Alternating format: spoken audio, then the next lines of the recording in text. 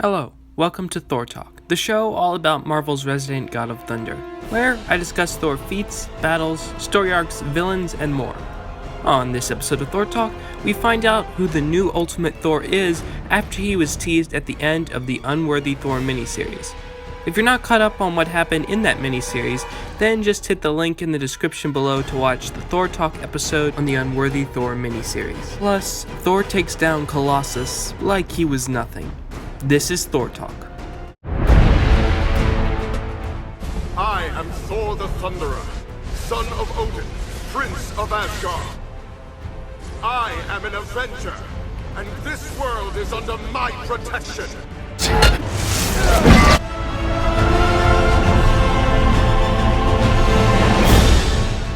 Whosoever holds this hammer, if it be worthy, shall possess the power of Thor.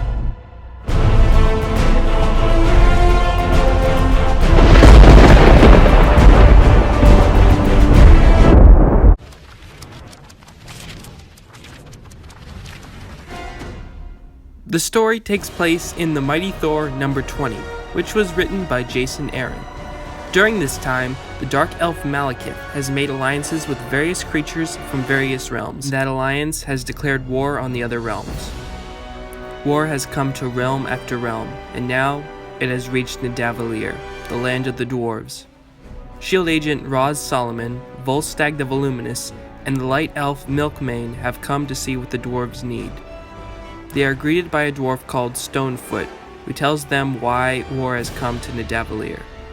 Light Elf refugees have come to Nidavellir, seeking refuge after Malekith ravaged Alfheim, the home of the Light Elves.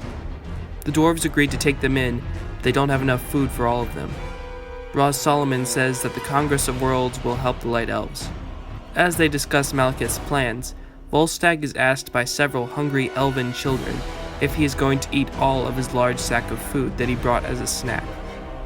Volstagg says that he was going to, but he instead gives all of it to the elven children, and promises to bring more later. But then an alarm sounds, as the refugee camp is hit by a blast of fire from Muspelheim. Volstagg awakens to find that many of the Light Elves are dead, but the children are still alive, so he takes their hands as they walk away from the camp where the children's parents have died. Meanwhile, Jane Foster transports to Old Asgard to find Thor Odinson is still guarding the hammer of the Ultimate Thor. In the previous issue, she told him that she is the new Thor that holds his hammer, and he is angry. Jane tells Thor that she told him the truth because being Thor is killing her, and she wanted to tell him while she was still alive. Then Mjolnir crashes into the ground because there's trouble in Nidavellir, but before Jane can react, she collapses, and Thor runs to her as the hammer lays on the ground. In Nidavellir, the surviving elf refugees run into caves, but Volstagg and the children are lost. Volstagg reassures the elven children that they will live with him and his family, and they will all eat a large brunch. But then, a fiery rider from Muspelheim crashes into the ground. The rider then detonates a bomb and disintegrates the children, leaving an enraged Volstagg. The dwarves find Volstagg covered in blood, with the remains of the rider around him. Volstagg is traumatized.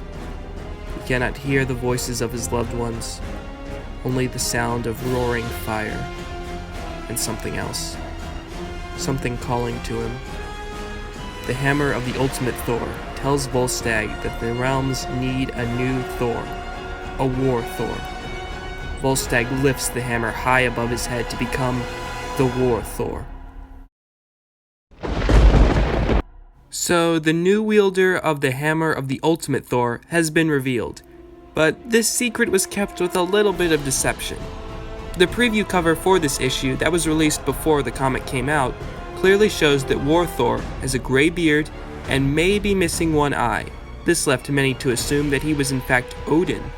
However, the actual cover that came when the issue was released has him with a red beard, and he clearly has both eyes.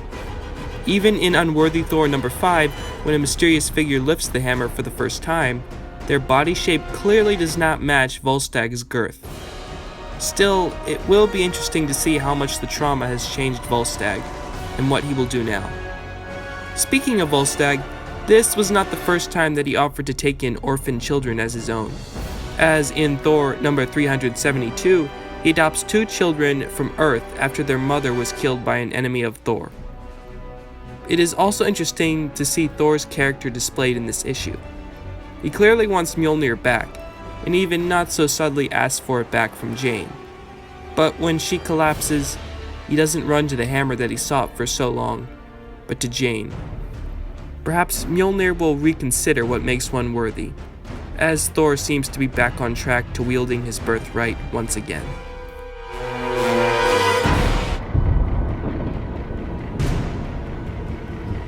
Jane! No. Come! No!